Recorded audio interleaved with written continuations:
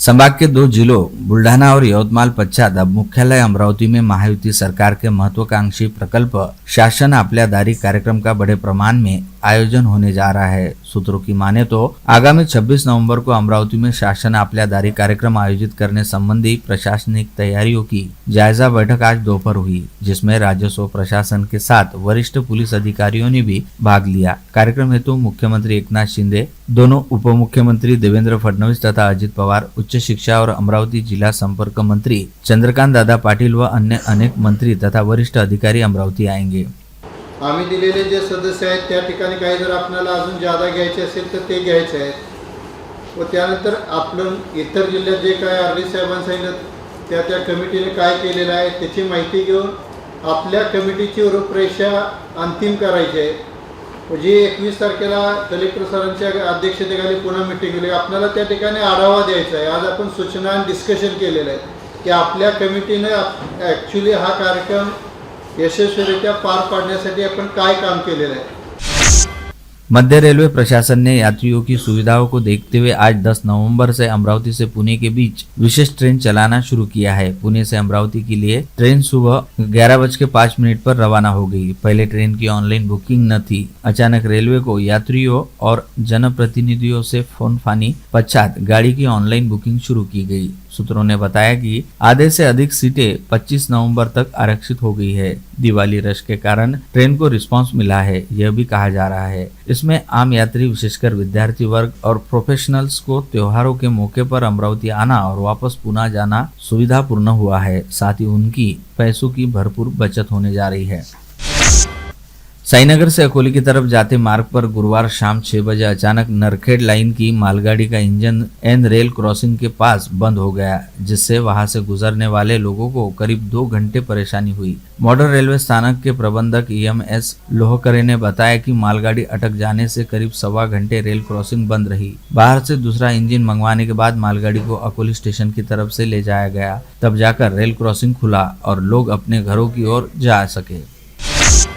शहर के प्रमुख व्यावसायिक क्षेत्रों में दिवाली खरीदारी के लिए अब भीड़ उमड़ रही है, जिससे लोगों को किसी भी तरह की असुविधा ना हो पाए, इसके लिए पुलिस कमिश्नर नवीन चंद्र रेड्डी ने गुरुवार की शाम 7 बजे जयस्तंभ से सरोज चौक पैदल दौरा कर ट्रैफिक व्यवस्था का प्रत्यक्ष निरीक्षण किया। उन्होंने व्यापारियों की भी दिक्कतें जानी। उन्हें अपनी अपनी दुकानों और शोरूम की एंट्री पर CCTV कैमरे लगाने का आह्वान किया, ताकि सुरक्षा के साथ ही किसी तरह की घटना होने पर पुलिस को जांच में मदद मिल पाए।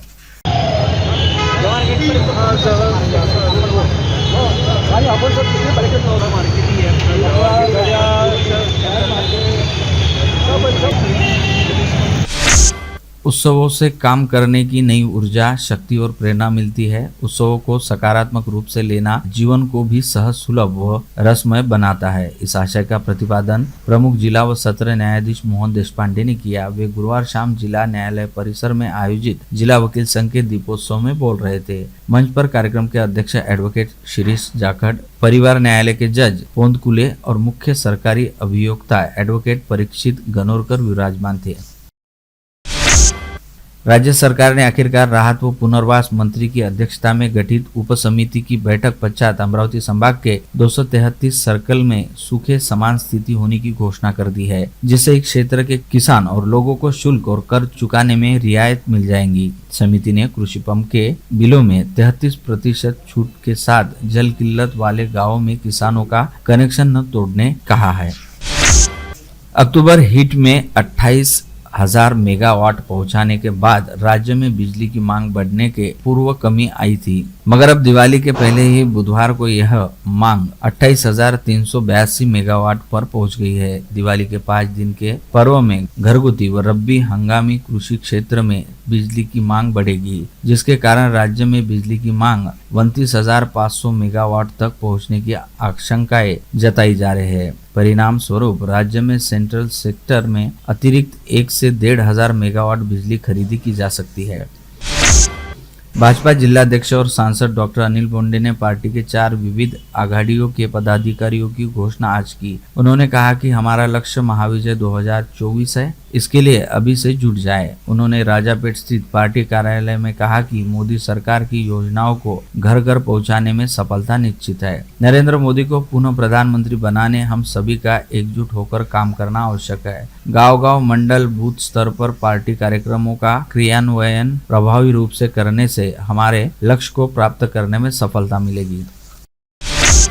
भारत सरकार के क्रीड़ा विभाग मंत्रालय की ओर से गोवा में आयोजित 37वीं नेशनल गेम्स स्पर्धा में मिनी गोल्फ खेल में सहभागी होकर मिक्स डबल इवेंट्स में शहर के टोपे नगर निवासी पवन अनिल डोईफोडे नामक युवक ने शानदार प्रदर्शन करते हुए स्वर्ण पदक हासिल किया। उसी प्रकार मिनी गोल्फ खेल में सिंगल इवेंट में शहर के निवासी रोहित बाबूराव नांदुरकर ने भी उत्कृष्ट प्रदर्शन करते हुए रजत पदक प्राप्त किया। दोनों खिलाड़ियों की इस शानदार सफलता पर विधायक सुलभा खोड़के ने पवन डोईफोडे व रोहित नांदुरकर इन दोनों का अभिनंदन करते हुए उन्हें शुभकामनाएं दी।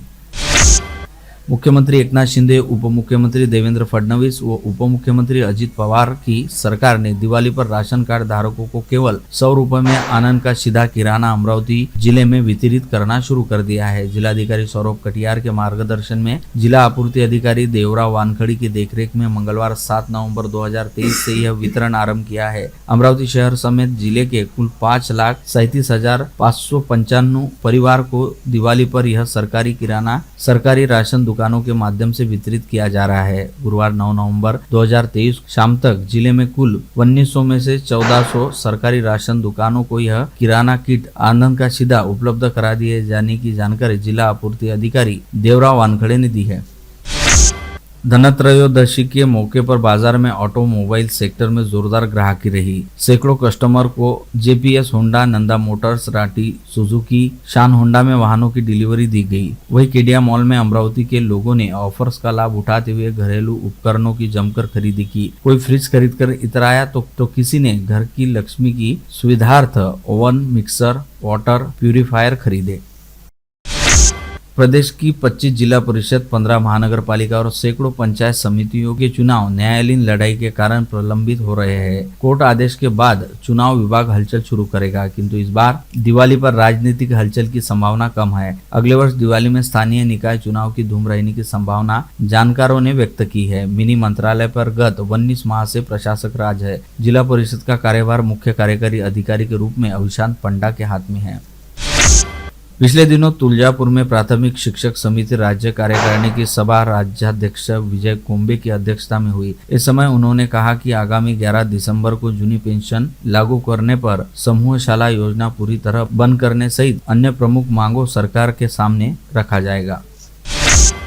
अंधश्रद्धा के चलते मेलघाट के महिलाएं आज भी प्रसूति के लिए अस्पताल जाने तैयार नहीं रहती। डर के मारे अस्पताल से एक गर्भवती महिला भागने की घटना चौथी बार प्रकाश में आई है। चूरनी के ग्रामीण अस्पताल में भर्ती की गई एक आदिवासी महिला की जांच करने के बाद डॉक्टरों ने सिजेरियन करने का निर्णय लिया। यह सुनकर पेट काटे जाने के भय से गर्भवती महिला अस्पताल से भागकर ईएसटी से गाँव रवाना हो गई और बस स्टैंड से उतरते ही वेदना शुरू होने से जंगल के बीच रास्ते में ही उसने एक बच्चे को जन्म दिया। पूरी तरह वही रुककर वह खेत में एक झोपड़ी में गई। दिल दहला देने वाली यह घटना तहसील में खुटीदा में बुधवार को घटी। संबंधित आदिवासी महिला का नाम कविता दिनेश धिकार है। वह चौथी बार गर्भवती थी।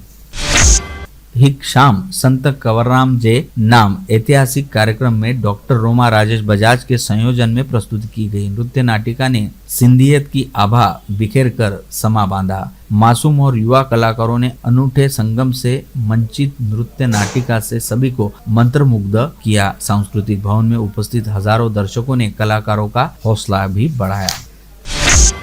श्री गौरक्षण संस्था अमरावती तथा गौ सदन दस्तूर नगर में गुरुवार को वसु बारस उपलक्ष्य में गौ माता की पूजा की गई। नैवेद्य अर्पित किया गया। गौ माता से जिले में सुख समृद्धि की कामना की गई। इस समय अध्यक्ष एडवोकेट आरबी अटल, सचिव दीपक मंत्री, श्याम सुंदर भैया, ओम प्रकाश लड्डा, श्री नारायण लड्डा, प्रवीण चांडक, मनोहर मालपानी, वसंत कलंत्री, गोपाल बियानी, एडवोकेट रजनीश केला, सभी ट्रस्टी और गौ सेवक उपस्थित थे।